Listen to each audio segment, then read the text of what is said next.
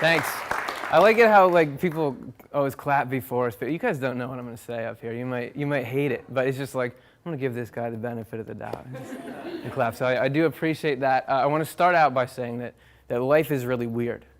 I think it's funny that we get together in this big group in public with a bunch of people we don't know, and we act this sort of regular way that we call normal. But when you get around the people that you actually know, like your family and your close friends, how do you act? Weird. Really weird. The kind of inside jokes that people have with each other, with the ways that I've acted in front of others. If I did that right now, can you imagine how awkward that would be? But that's just the way we are, but for some reason we call this normal. So I just wanted to point that out. And it has nothing to do with my speech, but I wanted to say that. So sorry, Thane, Mr. Glenn gave me the slot for this speech, but it's just all downhill from here. Okay, second point is there are so many things I could do to make this so awkward right now. Okay, if I get really nervous and forget my speech or if I say some joke and it just falls really flat. But let's think beyond that. If I tripped when I was up here, or I had some Freudian slip that was really embarrassing. Anyway, I'm not going to do that stuff, but it's worth thinking about. Point number 3, we're all very different people, but I think when it comes to the game of life, we're all sort of playing the same game. What I mean is that the basic program that we run, it sort of goes like this. Okay, I'm walking around, I got stuff I got to do today. Okay, I'm at Starbucks, and okay, there's a sign and there's numbers. I can read the Man, it totally seems like, I never thought about it, but it seems like all my friends just call each other more often than they call me. You know? It's always been like that. Yeah, dude, when we're going out to do something fun, I'm the last guy that they call. Okay, well, maybe I just got to switch up my style. You know, if I looked cooler, I'm going to drive to Zumiez, I'm going to get this hat and put it on crooked, and and they're going to think I'm spontaneous and fun, and they're going to, oh, my midterms, those are next week, and I have not done any studying. I'm totally unprepared. I forgot about those. Man, I don't have time to go to Zumiez now. But I want to be cool. Who cares about them? I don't have time to do both of them. So the program that we run is we try to arrange our lives so that we'll be happy. And we're going about our day, and all of a sudden, out of nowhere, this thing pops into our head, and we call it a thought. And it's like a voice speaks a sentence in your mind about some issue, in your life. And so that's there, I better focus on this issue. And so more thoughts begin to pour in about that issue, and then it begins to kick up some emotion surrounding it. And if it's negative emotion, we say, oh, well, that issue is a problem. I need to fix that. I need to do whatever these thoughts are saying, fix that issue, and if I fix it, then I'll start to get happy thoughts and happy feelings around it, so I'll be happy, right? So all I need to do to be happy is to fix that issue, and I need to fix all these other issues, and I'll be happy, right? That's what we do, isn't it? So how's that working out for you? Right? Since I'm already up here and I have the floor, I'm just going to toss the idea out that in life, it's actually not about the issues. It's about the emotions that underlie them. That anxiety isn't actually a prompt to get you to deal with that specific issue. In a way, it's got nothing to do with that particular issue. I just want to toss out the idea, how does it sound that maybe there's something in your mental landscape that is intentionally trying to generate suffering. And those particular thoughts and feelings there aren't there for your sake. Your negative emotions aren't there for your sake. They're there for its sake, because it kind of feeds off of them. I call it, the fear eater. Okay, so you don't believe me, I know. But think about this. You got something coming up you got a test. I got to study for this test. It's something you're stressing about. Long time, lots of stress. And compare that with the actual amount of relief and satisfaction you get when you hit that test and you do it well and you pass. So you pass the test, and just notice how quickly that same fear and anxiety latches onto some new issue. In 2 days, I have something else. Check it out. It's the exact same feeling. The feelings actually survive the death of the issue. So, is it about the issues, or is it about the feelings?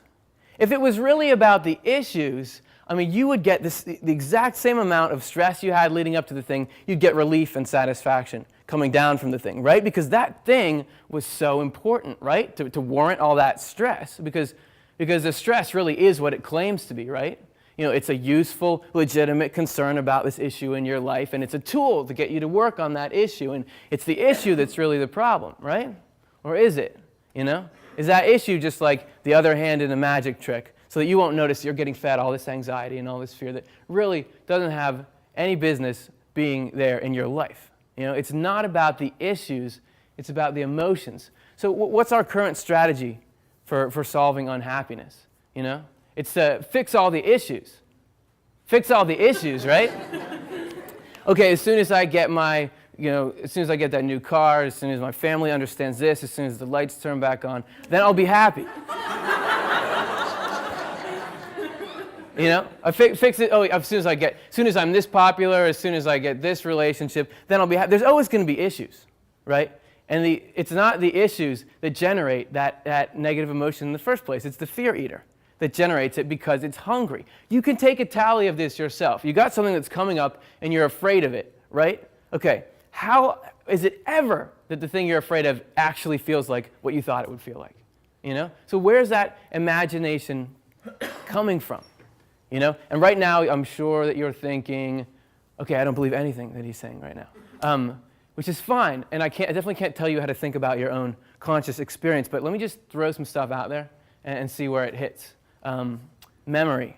So we've got this thing we call memory, and it's great, and it serves these useful functions, and somebody can be like, hey, dude, do you remember this? And you can be like, you sort of go into your memory vault, oh yeah, I remember that was rad.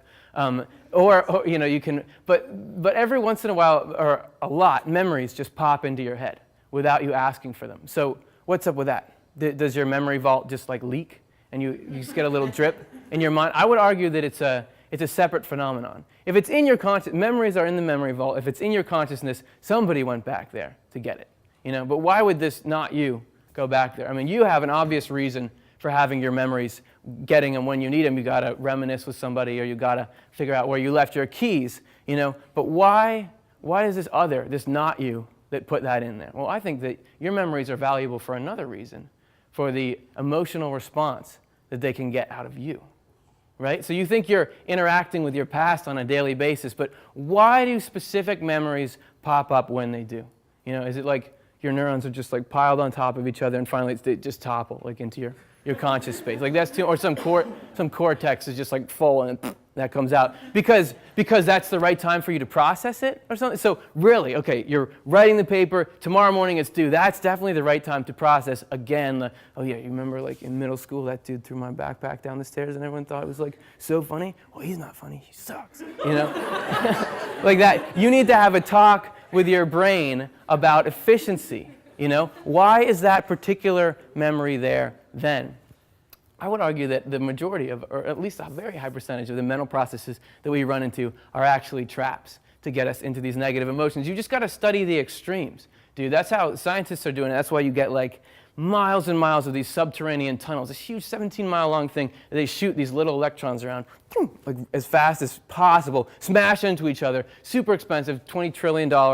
And that's all just so that we understand what's really up with this piece of wood. What is this stage? Why does life look? They study the extremes to find out about normal, and we can do the same thing in the mind with what we label as mental illness, right? You have psychotics who have these voices that yell at them all day, and they say, "You're no good. Nobody likes you. The world would be better off if you weren't here. That guy's out to get you. You can't do anything right." And we call that a disease. That person needs to be cured. We definitely don't say that that's healthy. We definitely don't say follow those voices, right? But has anybody ever had thoughts with similar content in them, right? It's just the volume is turned down, right? Anorexics, in extreme cases, they starve themselves to the point at which their lives are in danger, but they can't tell that they're not fat. They have a mirror and they can't tell. So when you're looking in the mirror and you're oh yeah, I'm just a little bit homely, I just don't look very good. So you're totally sure that you're so in touch with reality when we've seen that the human mind can be that warped. You get erotomaniacs who think that they believe that there's a celebrity that's their soulmate. And this celebrity, in their interviews, folds their hands like this, and that means, I secretly love you, And we know, is that legit? We laugh at that because that's, but when you break up with somebody and your friends and family are yeah, you need to move on, and the person's moving on, but you're just but we were so great, I just can't move. Are you sure that you were really that compatible? That you can tell, but these people can't? Or this one person that you're trying to convince, this person, they just gotta like me. You try to get them to like you, they don't like you, sorry, no. But you're just convinced, this person's gonna complete me. Are you sure that you're that perceptive? You know? Can we really take these extremes of the mental illness and just place ourselves in these totally, like we know what's going on. It makes sense that we think, but it's all the same phenomena, you know, on different levels. And look at these mental illnesses. There's such a wide variety of phenomena and such a wide variety of ways they interact with someone. But what's the constant with all those? You know? It's misery. Why aren't there euphoric mental illnesses? Why doesn't the brain misfire in the other direction? You just are just unstoppably happy, you know, or nearly to the extent that it does with these mental illnesses, you know? Just worth thinking about. Maybe the departments are all kind of organized. The fear eaters that work on you are organized. Just like the CEO of the dudes who go and genetically modify. You guys can come in the back if you want. I won't be offended or anything. The CEO of the company that goes and genetically modifies foods, right, he goes and gets appointed to the FDA, and he passes a bunch of laws that favor genetically modified foods. Then he goes back and he works for them, right? That's how corruption works. It's because it's efficient. So what if there's an intent behind the forces that get you to take something wrong, like, oh, somebody said that, they meant that, and you take it wrong, you take it personally. Then we move over and we start to go through this process, which is the process of we're going to argue with this person in our own minds. Okay? And I'm sure we've all been through this process. And what does the process actually accomplish? So you're there, oh yeah, like I said, I was this in front of everyone? Oh yeah, dude? Well, did you ever think about how you're this? And then you go over it and you finally come up with like the perfect put down and you say it to them. What happens? You say it to them in your head and then you're like, that's great. I did it. Yeah. And the next time you see the person, you're like, got you, dude. You know?